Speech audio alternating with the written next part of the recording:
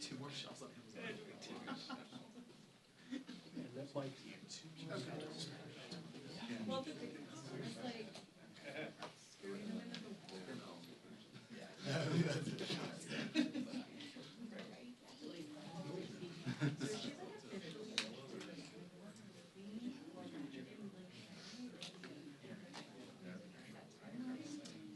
That's like an anticipated time.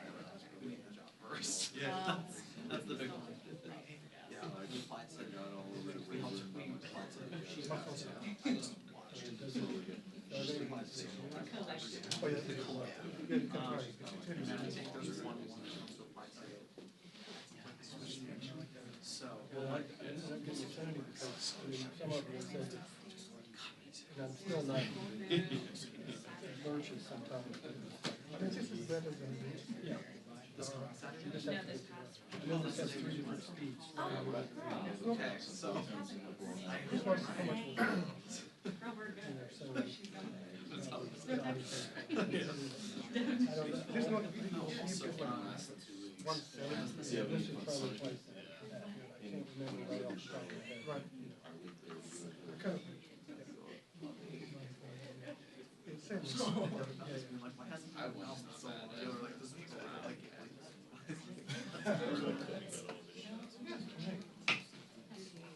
and I have second one for my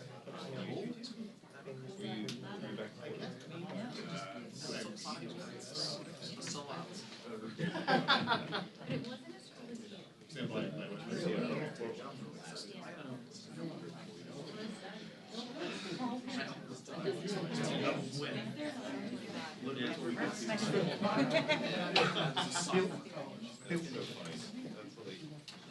That's a regular part of my method. Oh, really? Mic check, 1, 2, 3, 4, 5, mic check. So that's every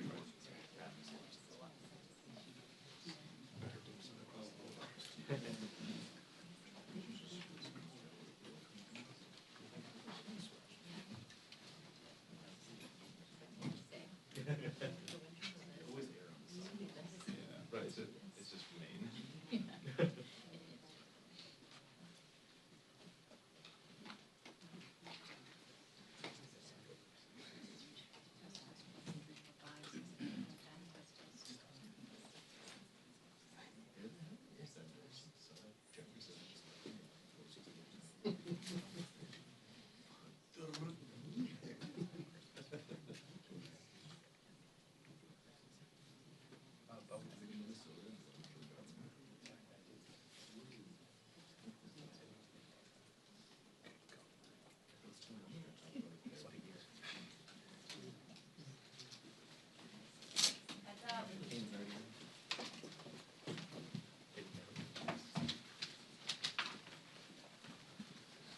Good afternoon, everyone.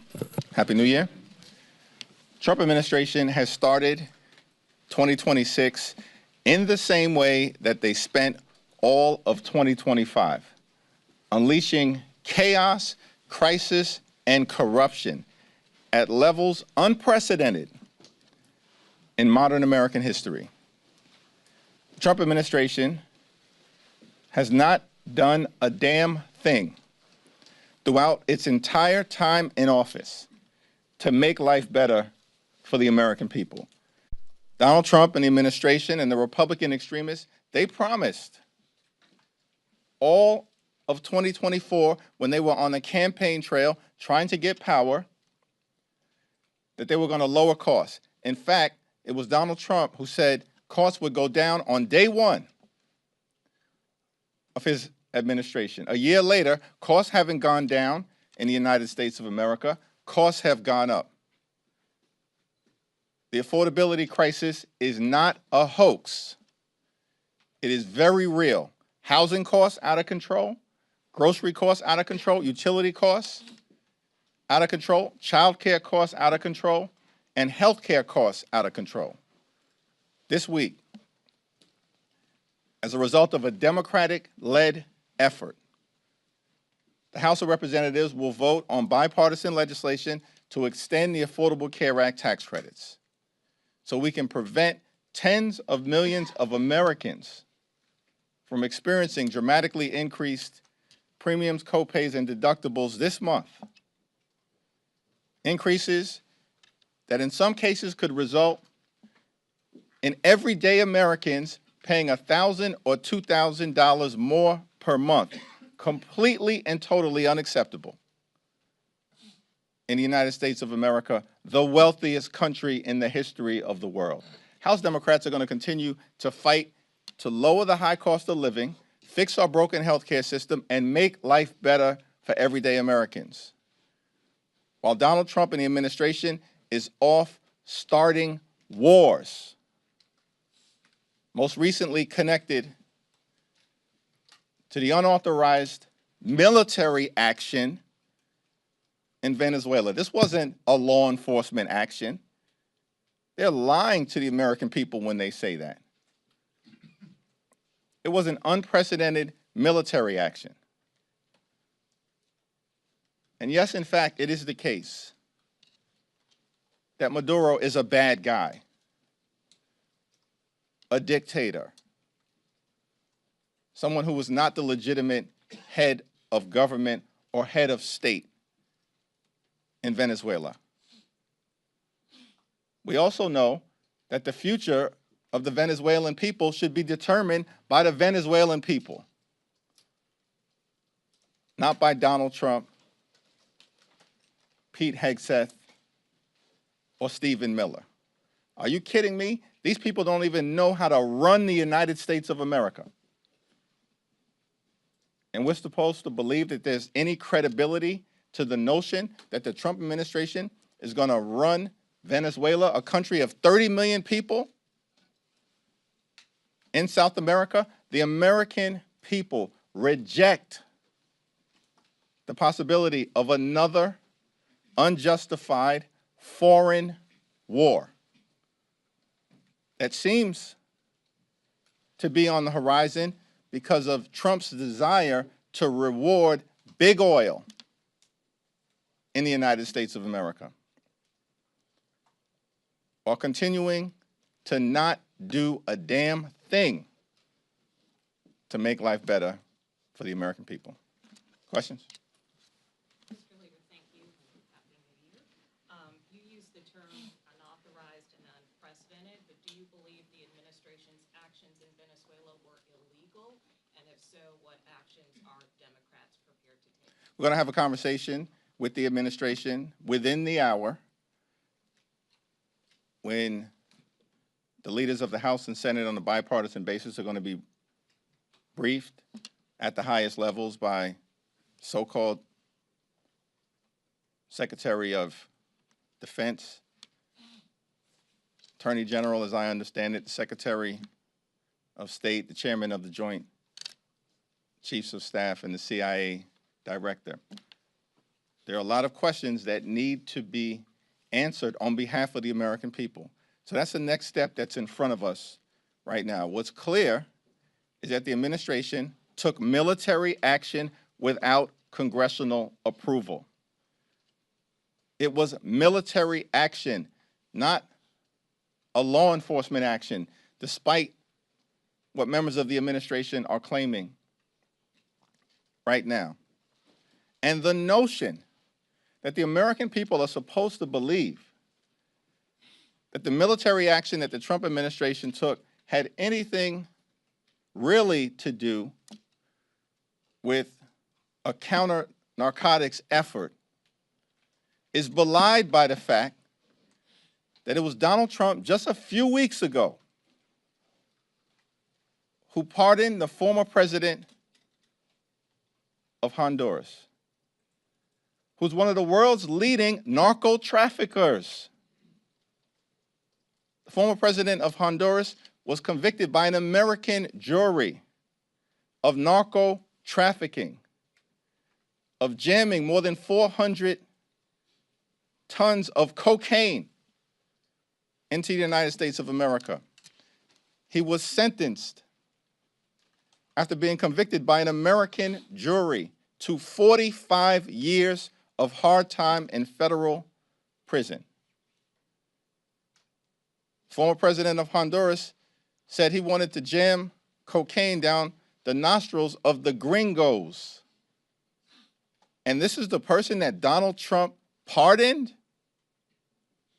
And the American people are now supposed to believe that this whole situation that has unfolded in Venezuela has anything to do with a counter-narcotics operation? Get lost. Happy New Year. You've been critical of some of the briefers who will be speaking to you this afternoon, Pete Hegseth, Pam Bondi, Marco Rubio. You've also been critical of some of the previous classified briefings you've received from the administration. What's your level of confidence going into this particular briefing that you'll get the answers that you say you and House Democrats are seeking on behalf of the American people, when these are the same officials who have briefed you in the past and you've been critical of the information that they provided? House Democrats and Senate Democrats, I believe, are going to press every single member of the administration to get the answers that the American people deserve on a whole host of issues related to why this action was taken and undertaken without congressional authorization, and what are the plans moving forward now that Donald Trump says that his administration is running Venezuela. And Donald Trump had the nerve to dismiss the popular opposition leader of Venezuela. Said that she was not popular, did not have the support of the Venezuelan people. Donald Trump does not have the support of the American people. He's historically unpopular. And yet he's questioning the legitimacy of who should actually succeed the deposed former president of Venezuela. So there are a lot of questions that need to be answered today by the highest levels of the administration and later on this week when the entire House and the entire Senate will be briefed. President Trump has now floated the possibility of U.S. intervention in now Cuba, maybe Colombia, and Greenland. Are these issues that you expect to come up at the briefing today? Yes.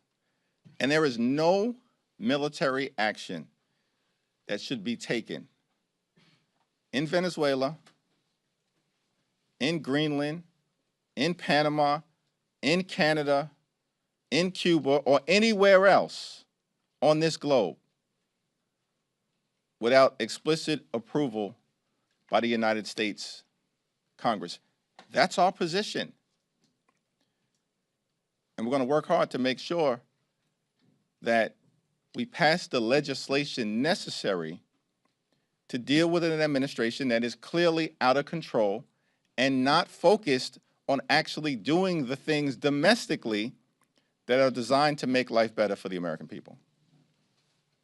With regards to the discharge petition vote coming up later this week, do you believe that if that passes the House, it can actually become law and further bring down healthcare costs for the American people? Well, House Democrats are working hard in partnership with a handful of our Republican colleagues to make sure that we can move the legislation forward this week on a bipartisan basis to protect the health care of tens of millions of Americans, everyday Americans, middle-class Americans, and working-class Americans.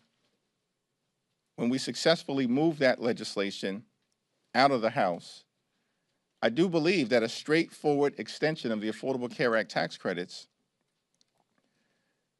similar to the bill that will be moving in the House, is the one piece of legislation that we know has bipartisan support by a majority of U.S. senators. Every single Senate Democrat and at least 4 Senate Republicans who have previously voted for a 3-year straightforward extension of the Affordable Care Act tax credits. There is no reason why this legislation, upon successfully being voted out of the House, shouldn't be taken up immediately by the Senate and passed. The only obstacle is John Thune and Senate Republicans who want to play procedural games as opposed to protecting the health care of the American people, when they know that a majority of United States senators support extending the Affordable Care Act tax credits and making sure that we protect the health care of working class Americans. Is there any concern that what's happening with Venezuela will overshadow the work that you guys have on the ACA, the work that you're doing on affordability and other issues like that? From the very beginning of this administration, Donald Trump and their strategy, their flood the zone strategy, has been to wear America down so they can tear America down. This is not new. This has been the reality of the chaos, the confusion, the corruption, the crisis that has characterized the Trump administration since the very beginning. And we're going to have to continue to navigate our way through all of the challenges that are thrown at the American people, and eventually to end this national nightmare and continue this country's great march toward a more perfect union. We're starting the week.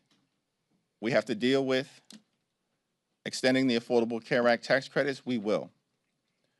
We're going to confront the administration as it relates to actions that they took connected to Venezuela and the possibility that they're going to send additional troops into Venezuela, which is a non-starter, future military action, a non-starter.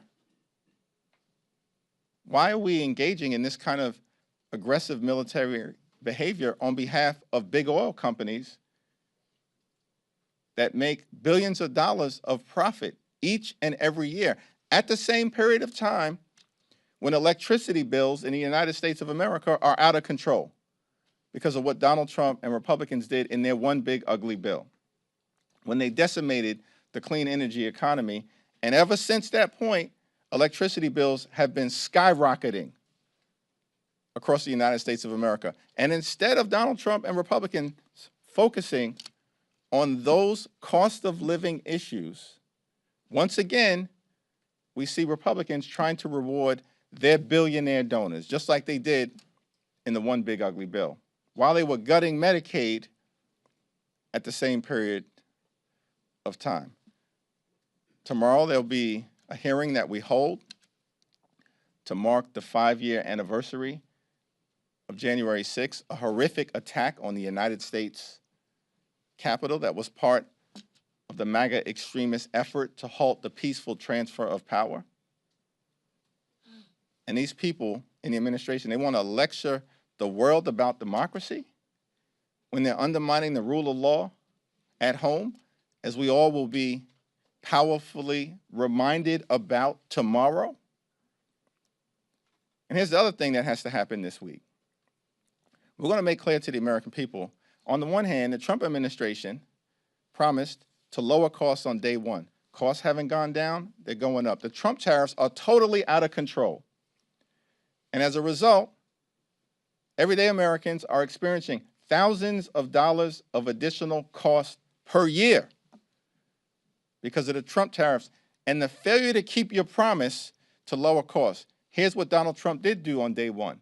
Pardoned hundreds of violent felons who brutally beat police officers on January 6th, and then released those serial criminals into communities all across the country, many of whom have reoffended in horrific ways, including rape, child pornography, and violent assault.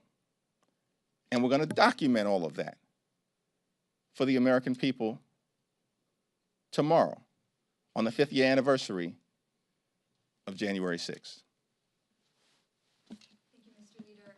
Some members of your caucus have been significantly less critical of Maduro than you just were, and you were in your statement. They've called his capture a kidnapping, and they have treated him as if he's the legitimate leader of the state, whereas both the former and current administrations have said that he is an illegitimate leader of Venezuela. Is it a mistake for Democrats to support Maduro's, not support Maduro's removal from power?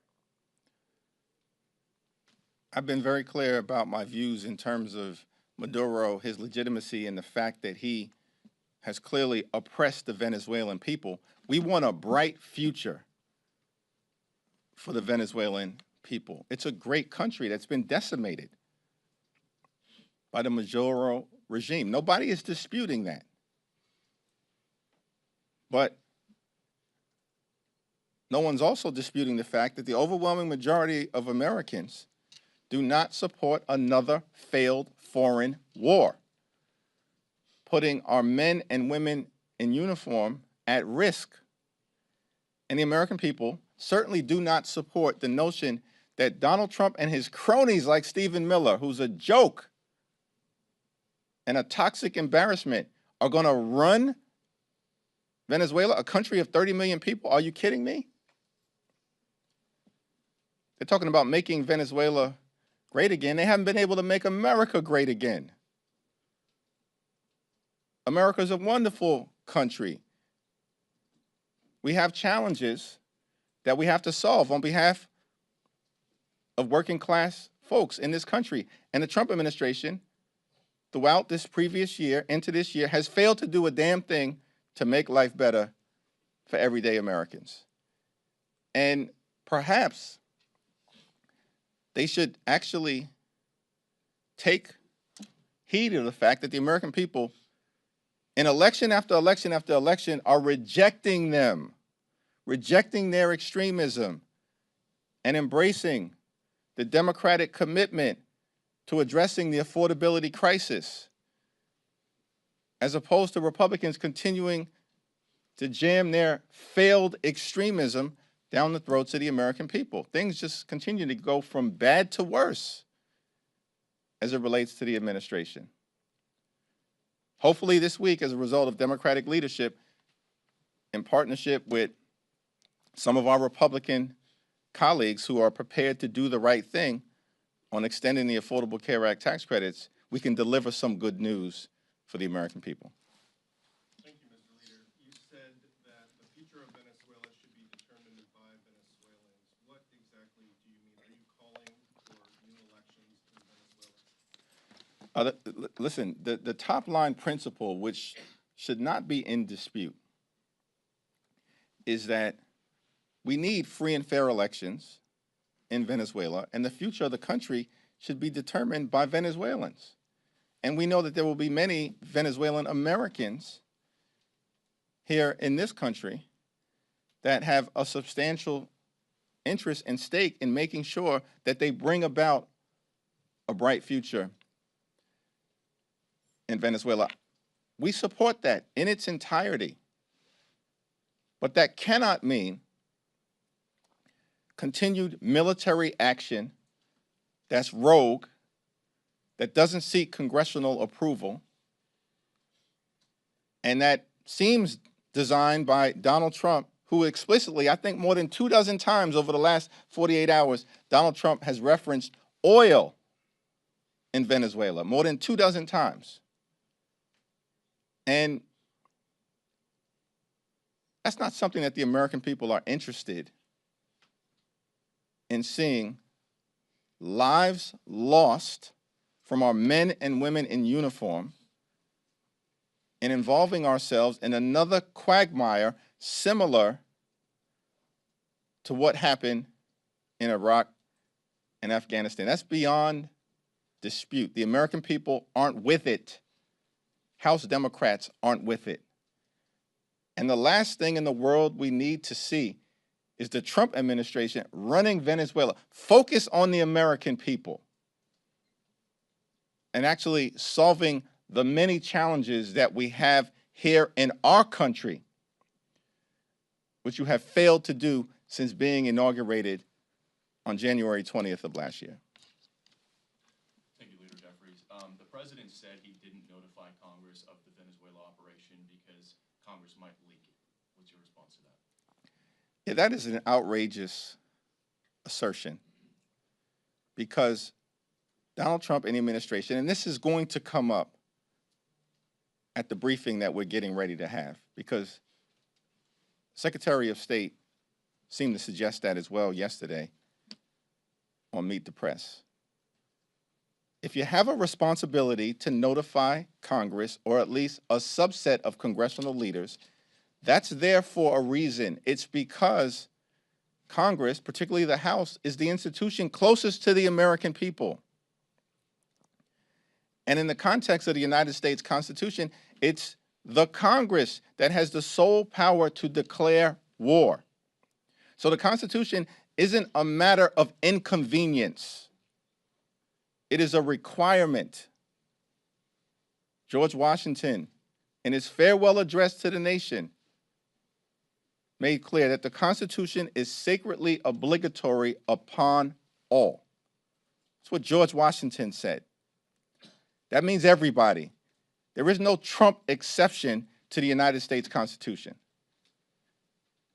And there's no evidence that the Trump administration has ever presented of congressional leaders being briefed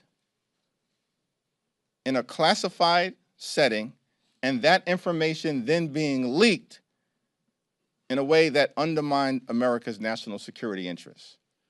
The question that we're dealing with right now is, how was this military action taken by the Trump administration going to advance the national security interests of the American people?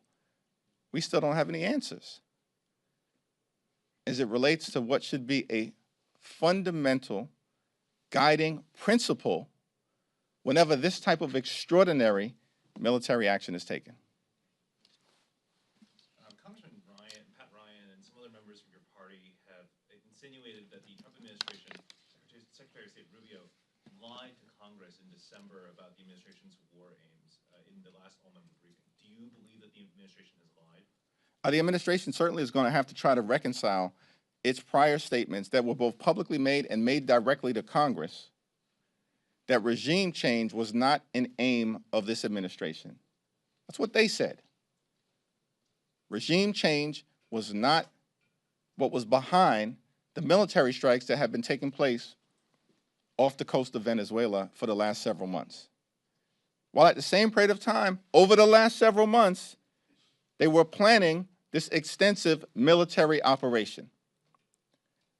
And so, it's a very reasonable question that needs to be asked: did the administration lie to the United States Congress by saying that regime change was not a goal, while at the same time they were preparing to go get Maduro and execute regime change? And that certainly is going to be what the Congress is going to confront, at least on the Democratic side, the administration about 30 minutes from now in that classified briefing for congressional leaders, and later on this week when they come before the entire Congress. Question on the three-bill minibus that was released. What are your thoughts on that? And is it a sign that Congress is taking power of the purse back from DOJ? Seems like a lot of the Democrats are rejecting. Yeah, we'll have, Rosa DeLauro did a tremendous job. Democratic appropriators working in a bipartisan way did a tremendous job. I haven't had an opportunity to review the package in its entirety, but it's supported strongly by Rosa DeLauro for very sound reasons. We'll discuss it on Wednesday morning as a caucus, but it's on a very positive trajectory. Thank you, Mr. Leader. Happy New Year. You mentioned the need for action and a response from Democrats, possibly legislation. Obviously, 3 Democrats last year introduced war power resolutions. Some of those could be coming up for a vote. I'm curious where you, I know you still have to talk to the caucus, but stand on those. And on government funding, there's still a defense appropriations bill. Are House Democrats having a discussion of possibly demanding withholding funds, who knows what else, in that bill to get support, Democratic support on that funding bill? Well, we'll cross the bridge with respect to the defense appropriations bill when we get to it at some point soon. We got to get these 3 current bills that will be on the floor later on this week through the House over to the Senate, and then if there's bipartisan support in both chambers, to President Trump's desk. But I think it certainly, is the case. There's real concern as it relates to the need for congressional action connected to our sole power to declare war. No further military action should be taken in Venezuela or anywhere else without explicit congressional approval. And we need to legislate that, because otherwise we certainly cannot rely upon the administration simply to do the right thing. It's going to be interesting if they try to maintain, and the Attorney General apparently is going to be in this briefing, that this is a law enforcement operation. Explain to me, I'm trying to figure this out. This is a law enforcement operation that involved an elite unit of the military, Delta Force. It involved at least 150 different military planes, aircraft, and helicopters. It involved dozens of naval ships off the coast of Venezuela. It's action that apparently involved thousands of troops in different ways throughout the region. It involved direct military strikes in Venezuela. And we're supposed to believe this was a law enforcement action? Make it make sense. It does not. It was military action without explicit approval by the United States Congress, which is why the Congress needs to act this week. Thanks. Thank you, Leader. So with the removal of Maduro from office, do you believe that the United States and Venezuela are in a safer place than they were before, or is it worse? It remains to be seen what the situation is going to be in Venezuela, because the Trump administration has no plan. In fact, Donald Trump's plan is to say to the American people, he's running Venezuela. Marco Rubio or Pete Hegseth or Stephen Miller apparently are running Venezuela. Come on. That is not a serious statement. It's a very dangerous one. And the American people want no part of the Trump administration running a different country. It's in violation of international law, the notion that the Trump administration are going to run a sovereign nation of 30 million people in South America. And so the future of Venezuela is uncertain. And there's chaos, there's danger, there's uncertainty, there's crisis that may befall the country if the situation is not managed correctly. The future of Venezuela should be determined by the Venezuelan people, period, full stop. In terms of whether America is better off, America would be better off if Donald Trump and the administration decided to actually focus on making life better for the American people, as opposed to the chaos, the crisis, the corruption that we continue to see and have seen in this country since day one of Donald Trump's presidency. House Democrats are determined to make life better for the American people.